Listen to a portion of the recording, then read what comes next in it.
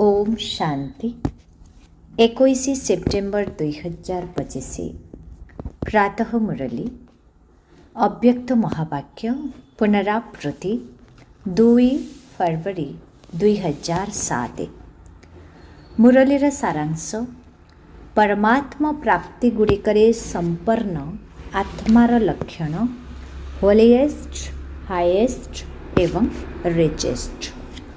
परमात्मा प्राप्ति गुड़िकरे संपन्न आत्मार लक्षण होलिएस्ट हाईएस्ट एवं रिचेस्ट। आज विश्व परिवर्तक बापदादा निजर साथी पिलामानंक सहित मिसिबा पई आसिछन्ते। प्रत्येक संतानर मस्तकरे तीनोटी विशेष परमात्मा प्राप्ति को देखुछन्ते। बाबा प्रत्येक संतानर मस्तकरे तीनोटी विशेष परमात्मा प्राप्ति को देखुछन्ते। तो गोटे हेला होलिएस्ट अर्थात सर्वश्रेष्ठ पवित्र, हाईएस्ट अर्थात सर्वोच्च महान एवं रिचेस्ट अर्थात सर्वश्रेष्ठ धनवान। तेबे एही ज्ञानर मूलदुआ ही पवित्रता अटे। तेणु प्रत्येक संतान श्रेष्ठ पवित्र अटे एवं पवित्रता केवल ब्रह्मचर्य नुहे किंतु मन वाणी कर्म एवं संबंध संपर्क रे मध्य पवित्रता। विचार कर, तुमे परमात्मा ब्राह्मण आत्मा माने सृष्टिर आदि मध्य अंत तीनोटी जाक कालरे होलिएस्ट अट। प्रथमे प्रथमे आत्मा रूपरे जेतेबेले परमधाम रे रहुछ सेतेबेले सेठारे मध्य तुमे माने होलिएस्ट अट। तापरे जेतेबेले आदिकाल सत्ययुग को आसुछ सेतेबेले मध्य देवता रूपरे होलिएस्ट अट। तेबे होलिएस्ट अर्थात पवित्र आत्मार विशेषता हेला प्रवृत्ति अर्थात घर गृहस्थरे रही मध्य संपूर्ण पवित्र। दुनिया रे अन्य माने मध्य पवित्र रहुछन्ति किंतु तुम मानकर पवित्रतार विशेषता हेला स्वप्न मात्र रे मध्य अपवित्रता मन बुद्धि को स्पर्श करू नथिब।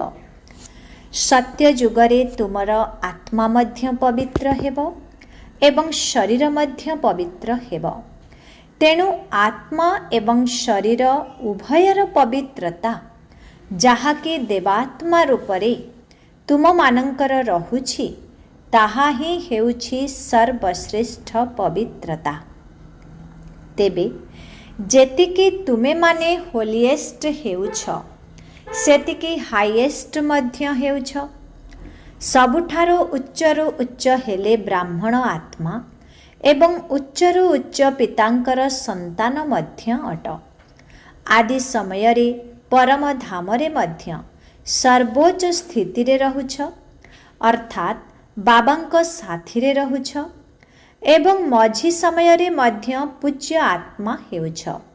जेतेबेले केते सबु मंदिर तुम मानंकर सेतेबेले केते सबु मंदिर तुम मानंकर तैयारी हेउछि एवं केते विधिपूर्वक पूजा मध्य हेउछि।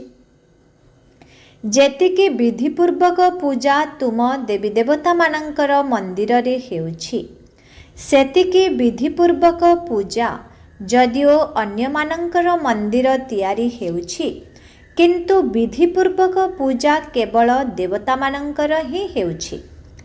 तेणु होलिएस्ट मध्य अट एवं हाईएस्ट मध्य अट ता सहित रिचेस्ट मध्य अट। दुनिया रे कुहंती रिचेस्ट इन द वर्ल्ड अर्थात सारा विश्वर सर्वाधिक धनशाली किंतु तुमे श्रेष्ठ आत्मा माने रिचेस इन कल्प अट अर्थात सारा कल्प भितरे रिचेस्ट अट। तेबे निजर संपत्ति गुड़िक स्मृति रे आसुछि त केते संपत्तिर मालिक अट। एही गोटिए जन्म रे जेउ सबु अविनाशी संपत्ति गुड़िक तुमे प्राप्त करुछ ତାହା ଅନେକ ଜନ୍ମ ପର୍ଯ୍ୟନ୍ତ ସାଥିରେ ରହୁଛି। ଆଉ କାହାର ବି ସମ୍ପତ୍ତି ଅନେକ ଜନ୍ମ ପର୍ଯ୍ୟନ୍ତ ସାଥିରେ ଯାଇନଥାଏ। କିନ୍ତୁ ତୁମମାନଙ୍କର ସମ୍ପତ୍ତି ଆଧ୍ୟାତ୍ମିକ ଅଟେ। ଶକ୍ତି ରୂପୀ ସମ୍ପତ୍ତି, ଜ୍ଞାନର ସମ୍ପତ୍ତି, ଗୁଣରୂପୀ ସମ୍ପତ୍ତି, ଶ୍ରେଷ୍ଠ ସଂକଳ୍ପର ସମ୍ପତ୍ତି ତଥା ବର୍ତ୍ତମାନର ସମୟ ରୂପୀ ସମ୍ପତ୍ତି। ଏହି ସମସ୍ତ ସମ୍ପତ୍ତି ଜନ୍ମ ଜନ୍ମ ପର୍ଯ୍ୟନ୍ତ ଚାଲିଥାଏ। ଏହି ଗୋଟିଏ ଜନ୍ମରେ ପ୍ରାପ୍ତ ହୋଇଥିବା ସମ୍ପତ୍ତି ହିଁ ସାଥିରେ ଯାଇଥାଏ। କାହିଁକି ନା ସର୍ବ ସମ୍ପତ୍ତିର ଦାତା ସ୍ୱୟଂ ପରମାତ୍ମା ପିତାଙ୍କ ଦ୍ୱାରା ପ୍ରାପ୍ତ ହେଉଛି। ତେଣୁ ଆମର ସମ୍ପତ୍ତି ଅବିନାଶୀ ଅଟେ। ଏହି ନିଶା ଅଛି ତ? ଏହିଭଳି ଆଧ୍ୟାତ୍ମିକ ସମ୍ପତ୍ତିକୁ ପ୍ରାପ୍ତ କରିବା ପାଇଁ ହିଁ ତୁମେ ସହଜ ଯୋଗୀ ହୋଇଛ ଏବଂ ଯୋଗର ଶକ୍ତି ଦ୍ୱାରା ହିଁ ସମ୍ପତ୍ତି ଗୁଡ଼ିକୁ ଜମା କରୁଛ। ବର୍ତ୍ତମାନ ମଧ୍ୟ ଏହିସବୁ ସମ୍ପତ୍ତି ଗୁଡ଼ିକରେ ସମ୍ପୂର୍ଣ୍ଣ ଚିନ୍ତାମୁକ୍ତ ସମ୍ରାଟ ଅଟ। କ'ଣ ତୁମର କିଛି ଚିନ୍ତା ଅଛି କି? ଅଛି ଚିନ୍ତା? କାହିଁକି ନା ଏହା ଏଭଳି ସମ୍ପତ୍ତି ଯାହାକୁ ଚୋର ଲୁଟି ପାରିବ ନାହିଁ, କି ରାଜା ଅର୍ଥାତ୍ ସରକାର ନେଇପାରିବେ ନାହିଁ, କି ପାଣିରେ ବୁଡ଼େଇ ପାରିବ ନାହିଁ। ସେଥିପାଇଁ ତୁମେମାନେ ଚିନ୍ତାମୁକ୍ତ ସମ୍ରାଟ ଅଟ। ତେଣୁ ଏହି ସମ୍ପତ୍ତି ଗୁଡ଼ିକ ସର୍ବଦା ସ୍ମୃତିରେ ରହୁଛି ତ? ଏବଂ ତୁମମାନଙ୍କର ଯୋଗ ମଧ୍ୟ ସହଜ କାହିଁକି ଅଟେ? କାହିଁକି ନା ସବୁଠାରୁ ଅଧିକ ମନେ ପଡ଼ିବାର ଗୋଟିଏ ଆଧାର ହେଲା ସମ୍ବନ୍ଧ, ଆଉ ଗୋଟିଏ ହେଲା ପ୍ରାପ୍ତି। ସମ୍ବନ୍ଧ ଯେତିକି ପ୍ରିୟ ହୋଇଥାଏ, ସ୍ମୃତି ମଧ୍ୟ ସେତିକି ସ୍ୱତଃ ହିଁ ଆସିଥାଏ। କାହିଁକି ନା ସମ୍ବନ୍ଧ ଭିତରେ ସ୍ନେହ ଥାଏ ଏବଂ ଯେଉଁଠି ସ୍ନେହ ଥାଏ ସେଠାରେ ସ୍ନେହୀ ଆତ୍ମାକୁ ମନେ ପକାଇବା ପାଇଁ କଷ୍ଟ ଲାଗିନଥାଏ, କିନ୍ତୁ ଭୁଲିବା କଷ୍ଟକର ହୋଇଥାଏ। ତେଣୁ ବାବା ତୁମମାନଙ୍କୁ ସର୍ବ ସମ୍ବନ୍ଧର ଆଧାର କରିଦେଇଛନ୍ତି। ତେଣୁ ସମସ୍ତେ ନିଜକୁ ସହଜ ଯୋଗୀ ଅନୁଭବ କରୁଛ ତ? ନା ମୁସ୍କିଲ ଯୋଗୀ ଅଟ? ସହଜ ତ? ନା କେବେ ସହଜ କେବେ ମୁସ୍କିଲ? ଯେତେବେଳେ ବାବାଙ୍କୁ ସମ୍ବନ୍ଧ ଏବଂ ସ୍ନେହର ସହିତ ମନେ ପକାଉଛ, ସେତେବେଳେ ମନେ ପକାଇବା ପାଇଁ କଷ୍ଟ ଲାଗୁନାହିଁ। ତେଣୁ ପ୍ରାପ୍ତି ଗୁଡ଼ିକୁ ମଧ୍ୟ ମନେ ପକାଅ। ସର୍ବ ପ୍ରାପ୍ତିର ଦାତା ତୁମମାନଙ୍କୁ ସର୍ବ ପ୍ରାପ୍ତି କରାଇ ଦେଇଛନ୍ତି। ତେଣୁ ତୁମେମାନେ ନିଜକୁ ସର୍ବ ସମ୍ପତ୍ତିରେ ଅନୁଭବ କରୁଛ ତ? ତେବେ ସମ୍ପତ୍ତି ଗୁଡ଼ିକୁ ଜମା କରିବାର ସହଜ ବିଧି ମଧ୍ୟ ବାପଦାଦା ଶୁଣାଇ ଦେଇଛନ୍ତି।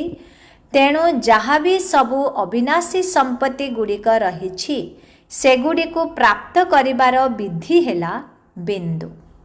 ଯେପରି ବିନାଶୀ ସମ୍ପତ୍ତିରେ ଅର୍ଥାତ୍ ସଂଖ୍ୟାରେ ଯେତେ ବିନ୍ଦୁ ଲଗାଇ ଚାଲିଥିବ, ତାହା ସେତେ ବଡ଼ ସଂଖ୍ୟା ହେଉଥିବ। ସେହିଭଳି ଅବିନାଶୀ ସମ୍ପତ୍ତିକୁ ଜମା କରିବାର ବିଧି ହେଉଛି ବିନ୍ଦୁ ଲଗାଇବା। ବିନ୍ଦୁ ମଧ୍ୟ ତିନୋଟି ରହିଛି। ଗୋଟିଏ ହେଲା ମୁଁ ଆତ୍ମା ବିନ୍ଦୁ, ବାବା ମଧ୍ୟ ବିନ୍ଦୁ ଏବଂ ଡ୍ରାମାରେ ଯାହା ବି ବିତି ଯାଉଛି ତାହା ଫୁଲଷ୍ଟପ୍ ଅର୍ଥାତ୍ ବିନ୍ଦୁ ଲଗାଇ ଦିଅ। ତେବେ ଏହି ବିନ୍ଦୁ ଲଗାଇବା ଜଣାଅଛି ତ? ସବୁଠାରୁ ଅଧିକ ସହଜ ମାତ୍ରା କ'ଣ ଅଟେ? ବିନ୍ଦୁ ଲଗାଇବା ଅଟେ ନା? ତେବେ ମୁଁ ଆତ୍ମା ବିନ୍ଦୁ ଅଟେ ଏବଂ ବାବା ମଧ୍ୟ ବିନ୍ଦୁ ଅଟନ୍ତି। ଏହି ସ୍ମୃତି ଦ୍ୱାରା ସ୍ୱତଃ ହିଁ ସମ୍ପତ୍ତି ଜମା ହୋଇଥାଏ। ତେଣୁ ବିନ୍ଦୁକୁ ଗୋଟିଏ ସେକେଣ୍ଡ ଭିତରେ ମନେ ପକାଇବା ଦ୍ୱାରା କେତେ ଖୁସି ମିଳିଥାଏ। ତେବେ ଏହି ସମ୍ପତ୍ତି ଗୁଡ଼ିକ ମଧ୍ୟ ତୁମମାନଙ୍କର ଏହି ବ୍ରାହ୍ମଣ ଜୀବନର ଅଧିକାର ଅଟେ। କାହିଁକି ନା ସନ୍ତାନ ହେବା ଅର୍ଥାତ୍ ସମ୍ପତ୍ତିର ଅଧିକାରୀ ହେବା ଏବଂ ଅଧିକାର ମଧ୍ୟ ବିଶେଷ ତିନୋଟି ସମ୍ବନ୍ଧରେ ପ୍ରାପ୍ତି ହେଉଛି। ପରମାତ୍ମାଙ୍କୁ ପିତା ମଧ୍ୟ କରିଛ, ଶିକ୍ଷକ ମଧ୍ୟ କରିଛ ଏବଂ ସତଗୁରୁ ମଧ୍ୟ କରିଛ। ତେଣୁ ଏହି ତିନୋଟି ଯାକ ସମ୍ବନ୍ଧ ଦ୍ୱାରା ପାଳନା ମଧ୍ୟ ମିଳିଛି। ପାଠପଢ଼ା ଦ୍ୱାରା ରୋଜଗାର କରିବାର ରାସ୍ତା ବା ମାଧ୍ୟମ ମିଳିଯାଉଛି ଏବଂ ସତଗୁରୁଙ୍କ ଦ୍ୱାରା ବରଦାନ ପ୍ରାପ୍ତ ହେଉଛି। କେତେ କେତେ ସହଜରେ ବରଦାନ ମିଳିଯାଉଛି, କାହିଁକି ନା ପୁତ୍ରର ଜନ୍ମସିଦ୍ଧ ଅଧିକାର ହେଉଛି ପିତାଙ୍କର ବରଦାନ ପ୍ରାପ୍ତ କରିବା। ତେବେ ବାପଦାଦା ପ୍ରତ୍ୟେକ ସନ୍ତାନର ଜମାର ଖାତାକୁ ଚେକ୍ କରୁଛନ୍ତି। ତୁମେମାନେ ମଧ୍ୟ ନିଜର ସବୁ ସମୟର ଜମାର ଖାତାକୁ ଚେକ୍ କର, ଦେଖ ଜମା ହେଲା କି ନାହିଁ। ତେବେ ଏହାକୁ ଚେକ୍ କରିବାର ବିଧି ହେଲା, ଯାହା ବି କର୍ମ କରୁଛ ସେହି କର୍ମରେ ନିଜେ ମଧ୍ୟ ସନ୍ତୁଷ୍ଟ ଏବଂ ଯାହାଙ୍କ ସହିତ କର୍ମ କରିଲ ସେ ମଧ୍ୟ ସନ୍ତୁଷ୍ଟ ହେଉଥିବେ। ଯଦି ଦୁଇ ଜଣ ଯାକ ସନ୍ତୁଷ୍ଟ, ତେବେ ଜାଣ କର୍ମର ଖାତା ଜମା ହେଉଛି। ଯଦି ଉଭୟଙ୍କ ମଧ୍ୟ କେହି ଜଣେ ମଧ୍ୟ ଅସନ୍ତୁଷ୍ଟ ଅଟେ, ତେବେ କର୍ମର ଖାତା ଜମା ହେଲା ନାହିଁ। ତେବେ ବାପଦାଦା ସବୁ ପିଲାଙ୍କୁ ସମୟର ସୂଚନା ମଧ୍ୟ ଦେଇ ଚାଲିଛନ୍ତି। ବର୍ତ୍ତମାନ ସଙ୍ଗମର ସମୟ ସାରା କଳ୍ପ ଭିତରେ ଶ୍ରେଷ୍ଠରୁ ଶ୍ରେଷ୍ଠ ସମୟ ଅଟେ, କାହିଁକି ନା ଏହି ସଙ୍ଗମ ହିଁ ଶ୍ରେଷ୍ଠ କର୍ମର ବୀଜ ବପନ କରିବାର ସମୟ ଅଟେ। ପ୍ରତ୍ୟକ୍ଷ ଫଳ ପ୍ରାପ୍ତ କରିବାର ମଧ୍ୟ ସମୟ ଅଟେ। ଏହି ସଙ୍ଗମ ଯୁଗର ଗୋଟିଏ ଗୋଟିଏ ସେକେଣ୍ଡ ଶ୍ରେଷ୍ଠରୁ ଶ୍ରେଷ୍ଠ ଅଟେ। ତେବେ ସମସ୍ତେ ଗୋଟିଏ ସେକେଣ୍ଡରେ ଅଶରୀରୀ ସ୍ଥିତିରେ ସ୍ଥିତ ହୋଇପାରିବ। ବାପଦାଦା ଏହାର ଏକ ସହଜ ବିଧି ମଧ୍ୟ ଶୁଣାଉଛନ୍ତି ଯେ ନିରନ୍ତର ଯୋଗୀ ହେବା ପାଇଁ ଗୋଟିଏ ବିଧି ଆପଣାଅ। ତାହା ହେଲା, ସାରା ଦିନ ଭିତରେ ସମସ୍ତେ ଦୁଇଟି ଶବ୍ଦ ଅନେକ ଥର ବ୍ୟବହାର କରୁଛ। ସେହି ଦୁଇଟି ଶବ୍ଦ ହେଲା ମୁଁ ଏବଂ ମୋର। ତେଣୁ ଯେତେବେଳେ ମୁଁ ଶବ୍ଦ କହୁଛ, ବାବା ତ ତୁମମାନଙ୍କୁ ପରିଚୟ ଦେଇ ଦେଇଛନ୍ତି ଯେ ମୁଁ ଆତ୍ମା ଅଟେ। ତେଣୁ ଯେତେବେଳେ ବି ମୁଁ ଶବ୍ଦ କହୁଛ, ଭାବ ଯେ ମୁଁ ଆତ୍ମା ଅଟେ। କେବଳ ମୁଁ ଶବ୍ଦ ଭାବ ନାହିଁ, ମୁଁ ଆତ୍ମା ଅଟେ, ଏହାକୁ ତା ସହିତ ଭାବ। କାହିଁକି ନା ତୁମେ ତ ଜାଣିଛ ନା ଯେ ମୁଁ ଏକ ଶ୍ରେଷ୍ଠ ଆତ୍ମା ଅଟେ ଏବଂ ପରମାତ୍ମାଙ୍କର ପାଳନାରେ ପାଳିତ ହେଉଥିବା ଆତ୍ମା ଅଟେ। ତେଣୁ ଯେତେବେଳେ ମୋର ଶବ୍ଦ କହୁଛ, ସେତେବେଳେ ଭାବ ମୋର କିଏ? ମେରା ବାବା ଅର୍ଥାତ୍ ପରମାତ୍ମା ପିତା। ତେଣୁ ଯେତେବେଳେ ବି ମୁଁ ଏବଂ ମୋର ଶବ୍ଦ କହୁଛ, ସେଥିରେ ମୁଁ ସହିତ ଆତ୍ମା ଏବଂ ମୋର ସହିତ ବାବା ଶବ୍ଦକୁ ମିଶାଇ କୁହ, ମୁଁ ଆତ୍ମା ଏବଂ ମୋର ବାବା। ତେବେ ବାବାଙ୍କ ପ୍ରତି ଯେତେ ଯେତେ ମୋର ପଣିଆ ଆଣିବ, ସେତେ ସେତେ ମନେ ପକାଇବା ସହଜ ହୋଇ ଚାଲିବ। କାହିଁକି ନା ମୋରକୁ କେବେ ଭୁଲି ହୁଏ ନାହିଁ। ସାରା ଦିନ ଭିତରେ ଦେଖ ମୋର ଶବ୍ଦ ହିଁ ବହୁତ ମନେ ପଡ଼ୁଛି। ତେଣୁ ଏହି ବିଧି ଦ୍ୱାରା ସହଜରେ ନିରନ୍ତର ଯୋଗୀ ହୋଇପାରିବ। ବାପଦାଦା ତ ସବୁ ପିଲାଙ୍କୁ ସ୍ୱମାନର ଆସନ ଉପରେ ବସାଇଛନ୍ତି। ତେଣୁ ଏହି ସ୍ୱମାନ ଗୁଡ଼ିକର ତାଲିକାକୁ ଯଦି ସ୍ମୃତିରେ ଆଣିବ, ତେବେ ତାହା କେତେ ଲମ୍ବା ଅଟେ। କାହିଁକି ନା ଯଦି ସ୍ୱମାନରେ ସ୍ଥିତ ରହିବ, ତେବେ ଦେହ ଅଭିମାନ ଆସିପାରିବ ନାହିଁ। ହୁଏତ ଦେହ ଅଭିମାନ ରହିବ, ନଚେତ୍ ସ୍ୱମାନ ରହିବ। ସ୍ୱମାନର ଅର୍ଥ ହେଲା ସ୍ୱ ଅର୍ଥାତ୍ ଆତ୍ମାର ଶ୍ରେଷ୍ଠ ସ୍ମୃତିର ସ୍ଥାନ। ତେଣୁ ସମସ୍ତେ ନିଜ ନିଜର ସ୍ୱମାନରେ ସ୍ଥିତ ଅଛ ତ? ତେବେ ଯେତିକି ଯେତିକି ସ୍ୱମାନରେ ସ୍ଥିତ ରହୁଥିବ, ସେତିକି ଅନ୍ୟମାନଙ୍କୁ ସମ୍ମାନ ଦେବା ମଧ୍ୟ ଆପେ ଆପେ ହୋଇଯିବ। ତେଣୁ ସ୍ୱମାନରେ ସ୍ଥିତ ରହିବା କେତେ ସହଜ ଅଟେ। ତେବେ ସମସ୍ତେ ସବୁବେଳେ ଖୁସିବାସିଆ ସ୍ଥିତିରେ ରହୁଛ ତ? କାହିଁକି ନା ନିଜେ ଖୁସିବାସିଆ ସ୍ଥିତିରେ ରହୁଥିବା ଆତ୍ମା ଅନ୍ୟମାନଙ୍କୁ ମଧ୍ୟ ଖୁସିବାସିଆ କରିଦେଇଥାଏ। ତେଣୁ ବାପଦାଦା ସବୁବେଳେ କହୁଛନ୍ତି ଯେ ସାରା ଦିନ ଭିତରେ ଖୁସିକୁ କେବେ ବି ଯିବାକୁ ଦିଅ ନାହିଁ। କାହିଁକି ଜାଣିଛ? କାହିଁକି ନା ଖୁସି ଏଭଳି ଜିନିଷ, ଯାହାକି ଖୁସି ଭିତରେ ସ୍ୱାସ୍ଥ୍ୟ ମଧ୍ୟ ଅଛି, ସମ୍ପତ୍ତି ମଧ୍ୟ ଅଛି ଏବଂ ସୁଖ ମଧ୍ୟ ଅଛି। ଯଦି ଖୁସି ନାହିଁ, ତେବେ ଜୀବନ ନିରାଶ ଲାଗିଥାଏ। खुशी पाई ही गायन रही। खुशी भली कौनसी संपत्ति नाही। जेते भी धन संपत्ति थाउ जदि खुशी नाही तेबे संपत्तिरु मध्य प्राप्ति करि परिब नाही। सेही भली खुशी पाई ही कुहा जाइछि खुशी भली भोजन नाही। तेणु संपत्ति मध्य खुशी, स्वास्थ्य मध्य खुशी एवं मन खुशी थिले जीवन मध्य खुशी। तेणु खुशी भितर ही तीनोटी जाक अंतर्निहित अटे एवं बाबा मध्य तुम मानंकु अविनाशी खुशीर संपत्ति देइछन्ति। तेणु पितांकर संपत्ति को केबे मध्य भी हराइब नाही। तेबे समस्ते खुशी रे रहुछत। जेहेतु बाप दादा तुम मानंकु होमवर्क दे देले निजे खुशी रे रहिब एवं अन्य मानंकु खुशी बांटिब। काहीकिना खुशी एभली जिनिस जहाँकि जेते बांटुथिब सेते बढ़ुथिब। अनुभव करी देखिछ ना, करिछ ना अनुभव? जदि काहाको खुशी बांटिब तेबे बांटिबा पूर्वरु तुम भितरे खुशी बढ़ी जिव। अन्य को खुशी करिबा पूर्वरु प्रथमे निजे खुशी होई जिव। तेणु समस्ते एही होमवर्क अर्थात घरे करिबा पाई पाठ पढ़ा करिछत। जो माने करिछ से माने हाथ उठाओ। जो माने करिछ से माने हाथ उठाओ। जो माने करिछ मोते खुशी रे रहिबाकु हेबो, कारण नुहे निवारण करिबाकु ही हेबो, समाधान स्वरूप हेबाकु ही पड़िबो, से माने हाथ उठाओ। एबे आउ कहिबो नाही तो एमिति हेला सेमिति हेला। बाप दादांक पाखरे केते पिला सेमानंकर होमवर्क रो फलाफल लेखि पठाइछन्ति। आमे केते प्रतिशत ओके रहिछु। जदि लक्ष्य रखिब तेबे लक्ष्य आधार रे लक्षण मध्य स्वतः ही आसीब। अच्छा, डबल विदेशी भाई भौणी माने विदेशी माने निजर वास्तविक विदेश को तो भूली नथिबे ना। तुमे माने प्रकृत रे केउ देशर अट ताहा तो मने रहुछि ना। सेथिपाई समस्ते तुमको डबल विदेशी कहउछन्ति। केवल विदेशी नुहे डबल विदेशी। तेणु तुमे माने निजर मिठा घर को केबे भी भूलु नथिब। तेबे तुमे माने केउठी रहुछ? बापदादांकर हृदय सिंहासनर अधिकारी अटना।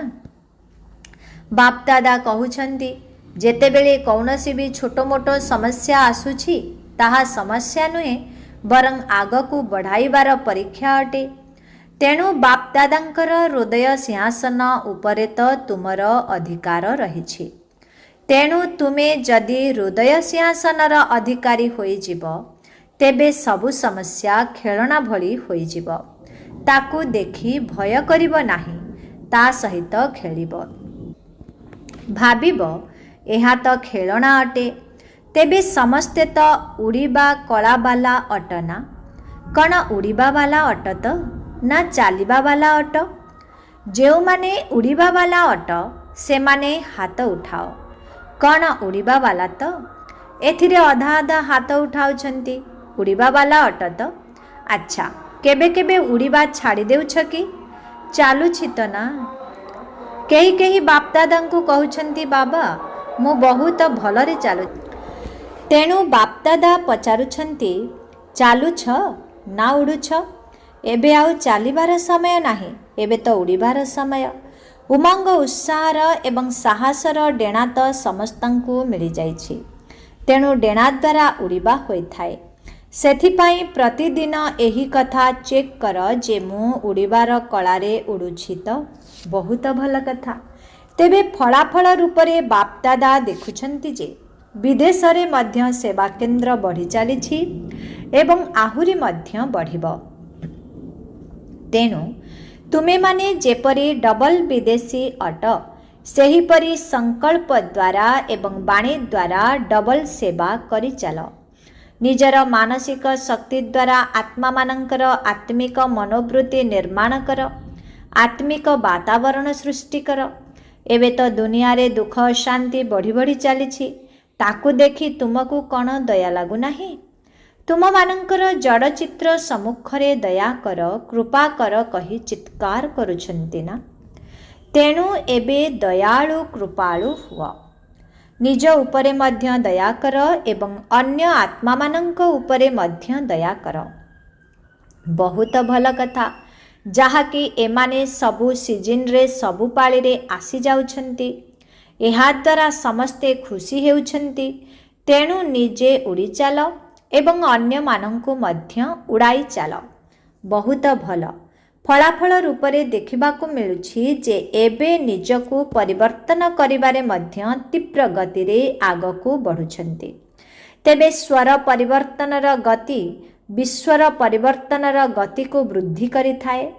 ଆଚ୍ଛା, ଯେଉଁମାନେ ପ୍ରଥମ ଥର ପାଇଁ ଆସିଛ ସେମାନେ ଉଠ। ତୁମ ସମସ୍ତଙ୍କୁ ବ୍ରାହ୍ମଣ ଜନ୍ମର ଅଭିନନ୍ଦନ। ଭଲ ଭଲ ମିଠେଇ ତ ମିଳିବ, କିନ୍ତୁ ବାପ୍ଦାଦା ତୁମମାନଙ୍କୁ ଦିଲଖୁସ୍ ମିଠେଇ ଖୁଆଉଛନ୍ତି। ପ୍ରଥମ ଥର ପାଇଁ ମଧୁବନକୁ ଆସିବାର ଏହି ଦିଲଖୁସ୍ ମିଠେଇକୁ ସବୁଦିନ ପାଇଁ ମନେ ରଖିଥିବ। ଖାଇବାର ମିଠେଇକୁ ତ ପାଟିରେ ରଖିବା ମାତ୍ରକେ ସରିଯିବ, କିନ୍ତୁ ଦିଲଖୁସ୍ ମିଠେଇ ସବୁଦିନ ପାଇଁ ସାଥିରେ ରହିବ। ଆସିଛ, ଭଲ କରିଛ। ବାପ୍ଦାଦା ଦେଶ ବିଦେଶର ଏବଂ ସାରା ପରିବାର ତୁମମାନଙ୍କୁ ଦେଖି ବହୁତ ଖୁସି ହେଉଛନ୍ତି। ସମସ୍ତେ ତୁମକୁ ଦେଖୁଛନ୍ତି। ଆମେରିକା ମଧ୍ୟ ଦେଖୁଛି, ଆଫ୍ରିକା ମଧ୍ୟ ଦେଖୁଛି, ରୁଷିଆବାଲା ମଧ୍ୟ ଦେଖୁଛନ୍ତି, ଲଣ୍ଡନବାଲା ମଧ୍ୟ ଦେଖୁଛନ୍ତି। 5ଟି ଯାକ ମହାଦ୍ୱୀପର ପିଲାମାନେ ତୁମକୁ ଦେଖୁଛନ୍ତି। ତେଣୁ ସେଠାରେ ବସିଥିଲେ ମଧ୍ୟ ସମସ୍ତେ ତୁମମାନଙ୍କୁ ଜନ୍ମଦିନର ଅଭିନନ୍ଦନ ଦେଉଛନ୍ତି। ଆଚ୍ଛା, ବାପ୍ଦାଦାଙ୍କର ଆତ୍ମିକ ଡ୍ରିଲ୍ ମନେ ଅଛି ତ? ଏବେ ବାପ୍ଦାଦା ସବୁ ପିଲାଙ୍କ ଠାରୁ ଚାହେ ନୂଆ ହୋଇଥାନ୍ତୁ, ଚାହେ ପୁରୁଣା ହୋଇଥାନ୍ତୁ, ଛୋଟ ହୋଇଥାନ୍ତୁ କି ବଡ଼ ହୋଇଥାନ୍ତୁ, ବରଂ ଛୋଟମାନେ ଆହୁରି ଶୀଘ୍ର ବାବାଙ୍କ ସମାନ ହୋଇପାରିବେ। ତେଣୁ ବାପ୍ଦାଦା ସମସ୍ତଙ୍କ ଠାରୁ ଏହି କଥା ଆଶା ରଖୁଛନ୍ତି ଯେ ଏବେ ଗୋଟିଏ ସେକେଣ୍ଡ ଭିତରେ ମନକୁ ଯେଉଁଠି ବି ଲଗାଇବାକୁ ଚାହିଁବ ସେଠାରେ ମନ ଏକାଗ୍ର ହୋଇଯାଉଥିବ। ଏହିଭଳି ଏକାଗ୍ରତାର ଡ୍ରିଲ୍ ସବୁ ସମୟରେ କରିଚାଲ। ଏବେ ଗୋଟିଏ ସେକେଣ୍ଡ ଭିତରେ ମନର ମାଲିକ ହୋଇ ମୁଁ ଏବଂ ମୋର ବାବା ସଂସାର ଅଟନ୍ତି, ଦ୍ୱିତୀୟ କେହି ବି ନୁହେଁ। ଏହିଭଳି ଏକାଗ୍ରତାର ସ୍ମୃତିରେ ସ୍ଥିତ ହୋଇଯାଅ। ଆଚ୍ଛା, ଚାରିଆଡ଼ର ସମସ୍ତ ତୀବ୍ର ପୁରୁଷାର୍ଥୀ ପିଲାମାନଙ୍କୁ ସର୍ବଦା ଉମଙ୍ଗ ଉତ୍ସାହର ଡେଣା ଦ୍ୱାରା ଉଡ଼ିବା କଳାର ଅନୁଭବୀ ମୁରତ ପିଲାମାନଙ୍କୁ ସର୍ବଦା ନିଜର ସ୍ୱମାନର ଆସନ ଉପରେ ସ୍ଥିତ ରହୁଥିବା ପିଲାମାନଙ୍କୁ ସର୍ବଦା ଦୟାଶୀଳ ହୋଇ ବିଶ୍ୱର ଆତ୍ମାମାନଙ୍କୁ ମାନସିକ ଶକ୍ତି ଦ୍ୱାରା କିଛି ନା କିଛି ସୁଖ ଶାନ୍ତିର ଆଞ୍ଜୁଳି ଦେଉଥିବା ଦୟାଳୁ କୃପାଳୁ ଅଧିକାରୀ ପିଲାମାନଙ୍କୁ ସର୍ବଦା ବାବାଙ୍କର ସ୍ନେହରେ ସମାହିତ ହୋଇଥିବା ହୃଦୟ ସିଂହାସନ ଅଧିକାରୀ ପିଲାମାନଙ୍କୁ ବାପ୍ଦାଦାଙ୍କର ସ୍ନେହ ସମ୍ପନ୍ନ ଶୁଭେଚ୍ଛା ଏବଂ ନମସ୍ତେ। ସମସ୍ତେ ବହୁତ ବହୁତ ବହୁତ ଖୁସି ଅଛନ୍ତି। କ'ଣ ଖୁସି ଅଛ ତ? କେତେ ଅଧିକ ଖୁସି ଅଛ? ତେବେ ସର୍ବଦା ଏହିଭଳି ଖୁସିରେ ରହିବ। ଯାହା ବି ହେଉଛି ହେଉ, କିନ୍ତୁ ଏବେ ତୁମକୁ ଖୁସିରେ ରହିବାକୁ ହିଁ ହେବ।